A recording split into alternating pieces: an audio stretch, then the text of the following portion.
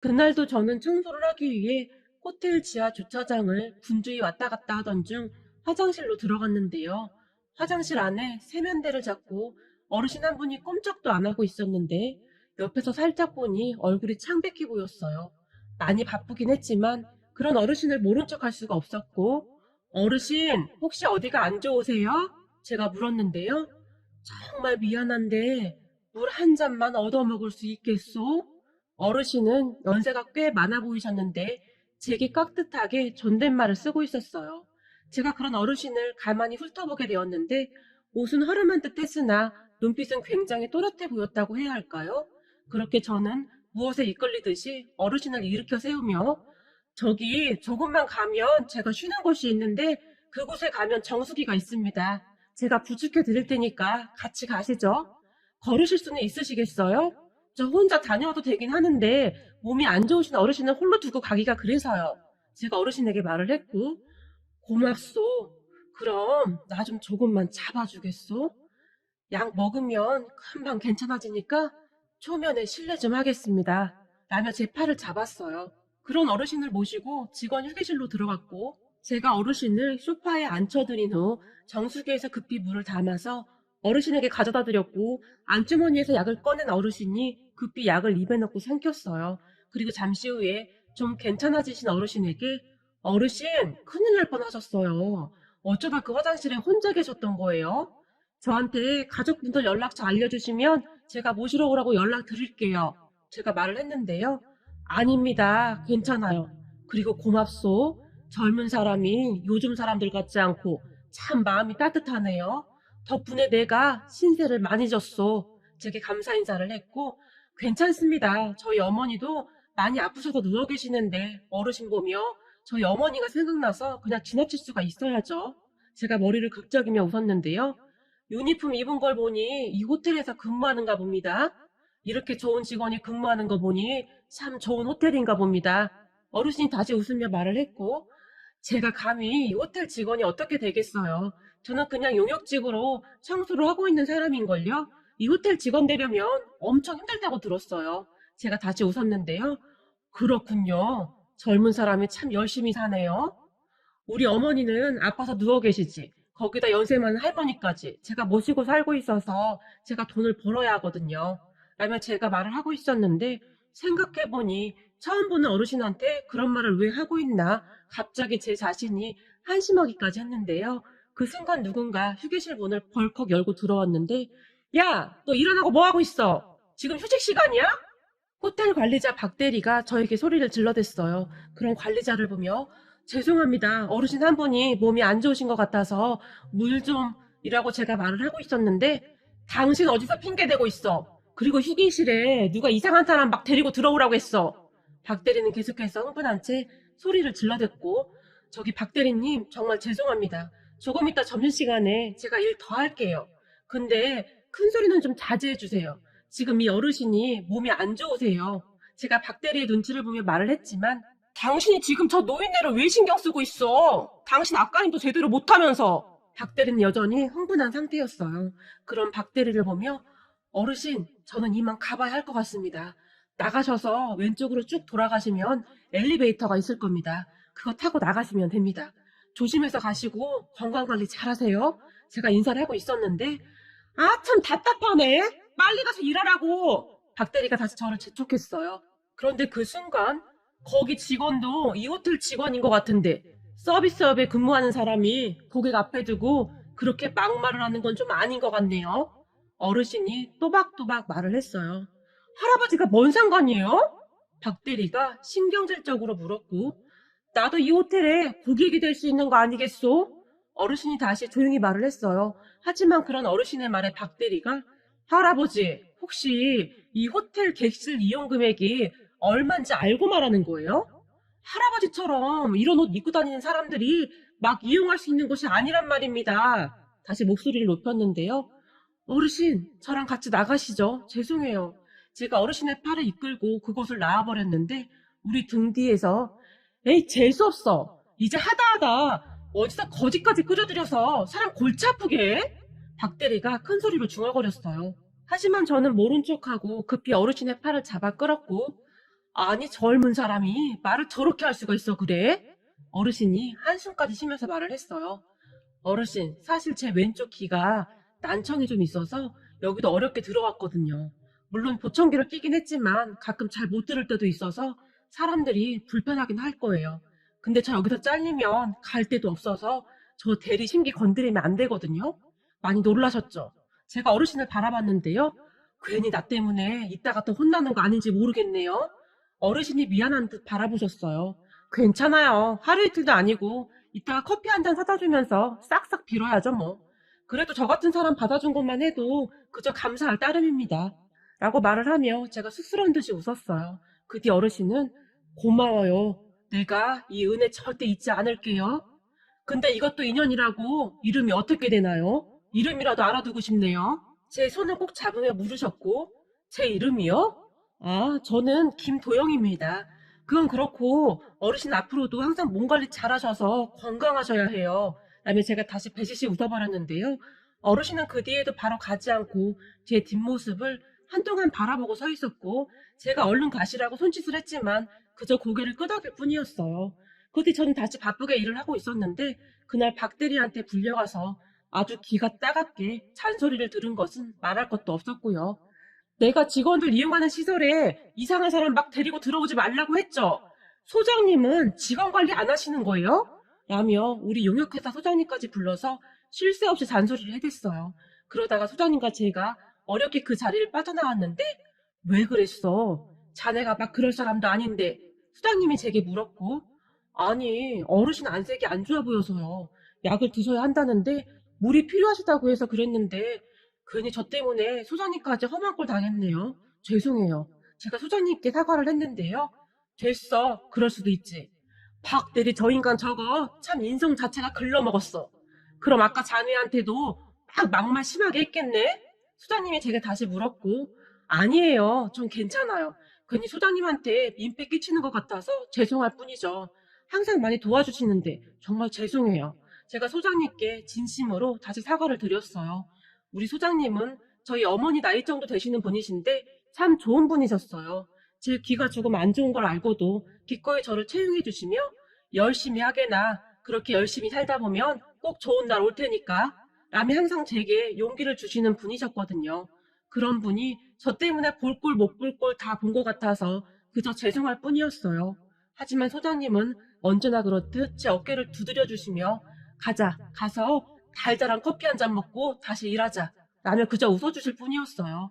거기다 소장님뿐만 아니라 저와 같이 청소 용역 하시는 분들도 항상 저를 챙겨주셨어요. 같이 일을 하시는 이모님들조차도 어제 우리 집 김장했어.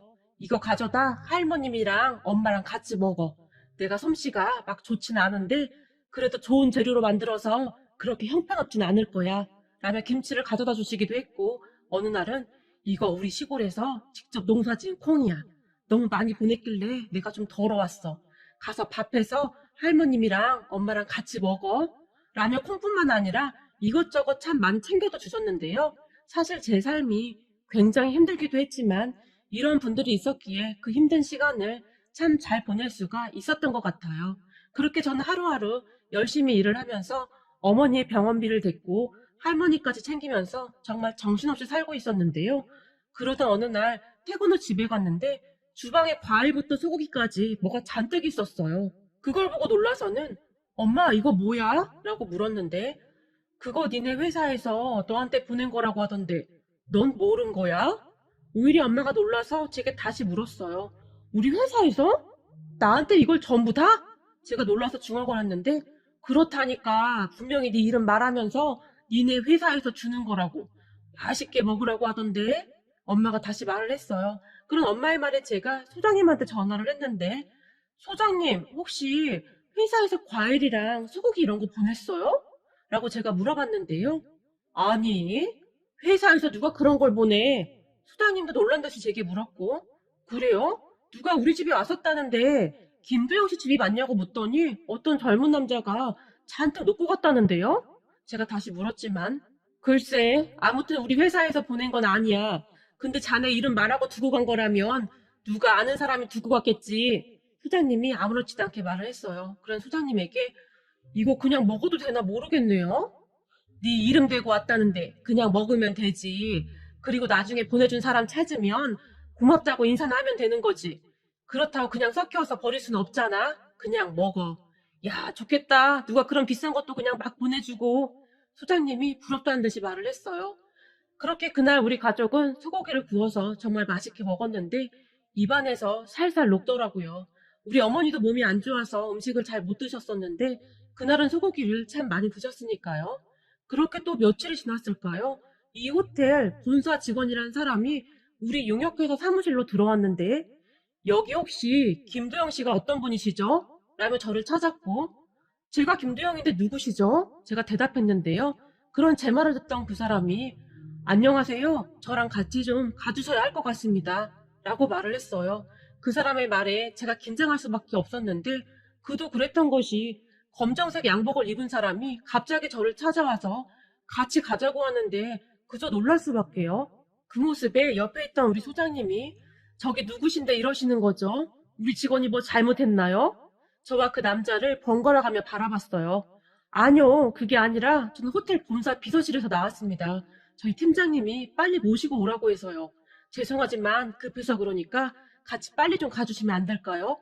가면서 말씀드리겠습니다. 그 말을 듣던 순간 제가 온몸을 덜덜 떨기 시작했어요. 그 짧은 시간 동안 정말이지 별의별 생각을 다 했던 것 같아요. 내가 뭘 잘못했나? 하고 말이죠. 하지만 아무리 생각해봐도 딱히 생각나지 않았고 단지 얼마 전에 모르는 할아버지 한 분을 직원 휴게 공간으로 모시고 들어간 거? 그것 때문인가? 하여튼 수만 가지 생각이 머릿속을 맴돌고 있었어요. 그리고 제 마음을 알아챘던지 검정 양복을 입은 남자가 저기 제가 보기에는 뭐가 잘못되거나 그런 건 아닌 것 같으니까 너무 걱정 안 하셔도 될 것 같습니다. 라며 저를 위로했지만 저는 이미 혼이 반쯤 나가 있었기에 그 사람의 말이 온전히 제 귀로 들어오지 않았어요. 그렇게 저는 죄 지은 사람 마냥 고개를 푹 숙인 채 덜덜 떨며 검정 정장을 입은 남자를 따라갔고 잠시 후에 비서실 팀장이라는 사람이 호텔 내에 있는 식당 룸으로 저를 데리고 들어갔어요. 그리고 곧 룸의 문이 열렸지만 너무 떨려서 감히 거기조차 들 수가 없었는데요. 누군가 그동안 잘 지냈는가? 내가 보낸 과일이랑 소고기는 잘 먹었고? 라고 물었어요. 그제서야 제가 고개를 들고 주변을 둘러봤고 룸 테이블 정 가운데에 한 할아버지 한 분이 앉아 계셨는데 저를 보며 활짝 웃고 있었어요. 하지만 그때까지도 저는 놀란 토끼 마냥 서 있었기에 그 할아버지가 누구인지 못 알아보고 있었는데 그새 날 못 알아보는 모양이구만. 이러며 할아버지가 다시 활짝 웃고 있었어요. 그런 할아버지를 보는데 문득 누군지 생각이 났고 어르신 잘 지내셨어요? 오늘은 안색이 좋아 보이시네요. 다행입니다. 라며 제가 그 할아버지 앞으로 성큼성큼 걸어갔는데요. 주변에 검정색 양복을 입은 한 사람이 제 앞을 가로막았지만 괜찮네 비켜주게나 라며 할아버지가 양복 입은 사람에게 말을 했어요. 그리고 할아버지 한마디에 그 사람이 뒤로 물러섰는데요. 잘 지내고 있었나? 그때는 정말 고마웠네. 내가 은혜 꼭 갚는다고 하지 않았었나? 라며 어르신이 다시 활짝 웃었어요. 그렇게 다시 제 정신이 돌아왔고 제가 주변을 둘러봤는데 사람들이 여러 명 있었어요. 그 사람들을 보며 제가 주눅이 들어 다시 고개를 숙였고 제 모습을 보던 어르신이 다들 나가 있게 우리 둘만 얘기하고 싶네 라고 말을 했지만 회장님 그게 좀 이라며 검정색 양복 입은 남자가 말을 했어요. 그럼 자네만 남게나 다른 사람들은 다 나가고 어르신이 다시 말을 했고 그렇게 다들 눈치를 보더니 하나 둘씩 밖으로 나갔어요. 어르신 도대체 어떻게 된 겁니까? 제가 놀라서 물었는데요. 제 옆에 있던 남자가 그러니까 비서실 팀장이 어르신이 아니고 회장님이십니다. 라는 말을 했어요. 네? 회장님이요? 무슨 말씀이신지 제가 놀라서 묻다가는 그대로 얼음이 되어버렸는데요. 괜찮네. 회장이고 나발이고. 그때 자네가 안 도와줬으면 큰일 날 뻔했는데 그게 뭐가 그리 중요하겠나? 회장님이 다시 큰 소리로 웃었어요. 그렇게 서 있지 말고 여기 와서 앉게나. 회장님이 저에게 의자를 권했고 제가 의자에 앉았는데요. 잘 지냈고? 아, 네, 어르신. 아니, 회장님? 회장님도 잘 지내셨어요? 건강은 어떠세요? 제가 끝까지 모셔다 드렸어야 했는데 그날 그렇게 가시고 나서도 계속 걱정이 됐어요. 그때 제 마음은 진심이었어요. 알고 있네. 자네가 나 몰래 내 뒤에서 계속 날 바라보고 있더구만. 내 다 알고 있었네. 고맙네. 회장님이 다시 감사 인사를 했어요. 그런 회장님을 보며 아닙니다. 당연히 해야 할 일을 했을 뿐인데요. 그래도 안색이 많이 좋아지셔서 정말 다행입니다. 제가 기쁜 표정으로 말을 했어요. 그렇게 저는 제가 일하는 그 특급 호텔 회장님과 복대를 하게 되었고 제게 이것저것 물어보시던 회장님이 자네 지금 그 일에서 얼마나 받고 있나? 제게 물었어요. 네? 그건 왜 물어보시는지. 왜긴 왜겠나? 내가 자네 스카우트 하려고 하지. 라며 회장님이 큰 소리로 껄껄 웃으셨어요. 저를요? 아닙니다. 제가 할 수 있는 일이 뭐가 있다고요. 괜찮습니다. 저는 지금 하는 일도 아주 만족하고 있습니다. 정말입니다. 그때쯤 저는 정말 당황하고 있었는데요. 자네 혹시 운전은 할 줄 아는가? 회장님이 다시 물었고, 운전이요? 운전은 할 줄 압니다만, 여기 들어오기 전에 배달 일을 조금 했었거든요. 근데 그건 왜 물어보시는지 제가 물었는데요. 사실은 말일세, 내 수행 운전기사가 몸이 안 좋아서 얼마 전에 그만뒀다네. 그래서 우선 우리 비서실 팀장이 고생을 하고 있었는데, 그런데 그날 자네를 보고 딱 적임자라는 생각이 들어서 말이야.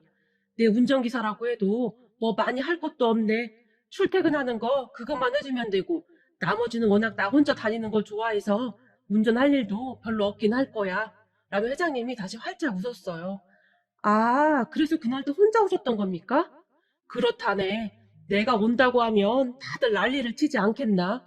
그래서 너무 번거롭기도 하고 그냥 혼자 다니고 있네. 그리고 나는 오래전부터 수행비서 없이 홀로 호텔 지하부터 꼭대기까지 다니는 게 옛날부터 몸에 배서 그렇게 다니고 있네. 그날은 내가 평소 지병이 있긴 했는데 갑자기 몸이 안 좋아져서 나도 당황하고 있었네. 평소에는 그렇게까지 심하지 않았는데 말일세. 그날 약을 가지고 있어서 다행이었지. 거기다 자네가 그렇게 날 도와주기도 했고. 회장님이 말을 했어요. 어떤가? 한번 해볼 텐가? 회장님이 다시 물었고. 아무리 그래도 저같이 부족한 사람이 어떻게 감히 회장님 운전기사를 하겠습니까? 제가 조용히 말을 했는데요. 이 사람아, 운전기사는 그냥 운전만 잘하면 되는 거네. 그리고 자네같이 마음이 따뜻한 사람이라면 금상첨화고. 아닙니다. 괜찮습니다. 저는 진짜 괜찮습니다. 물론 하고 싶은 마음이 굴뚝 같았지만 제가 잘 해낼 수 있을까 걱정도 됐거든요. 운전기사는 정규직인데도 그럼 자네는 우리 호텔 정규직이 되는 거야. 거기다 원래는 처음 입사하면 차원부터 시작하는데 자네는 특별 채용으로 대리부터 해줄 건데 싫다는 건가? 회장님이 저를 놀리듯이 바라봤어요. 네? 대리요? 정말요? 저도 모르게 목소리가 높아졌고 그렇다니까 대리 말일세. 라며 회장님이 다시 껄껄 웃으셨어요. 사실 제가 말이죠. 그동안 그 대리에 맺힌 게 많았거든요. 그 박대리 말입니다. 그 사람한테 하도 시달리다 보니 대리라는 직책 한번 해보는 게 소원이었거든요. 얼마나 대단하길래 연세 많으신 우리 소장님한테까지 그렇게 함부로 하나 그런 생각이 들 정도였으니까요. 제가 잠시 생각에 잠겨있자 어때? 한번 해볼 텐가? 그럼 자네도 그 박대리란 사람하고 같은 직책이 되는 건데 아니면 그 괘씸한 박대리 한번 보라고 과장으로 달아줄까? 이런 제 마음을 눈치챘던지 회장님이 다시 웃으며 물었고 아닙니다, 아닙니다. 근데 제가 진짜 잘할 수 있을까요? 사실 우리 어머니 소원이 제가 정규직이 되는 것이긴 한데 말입니다. 라고 조용히 말을 했는데요. 제 말에 회장님이 자네 정도면 잘할 수 있고 말고 그럼 나는 하는 걸로 알고 있겠네.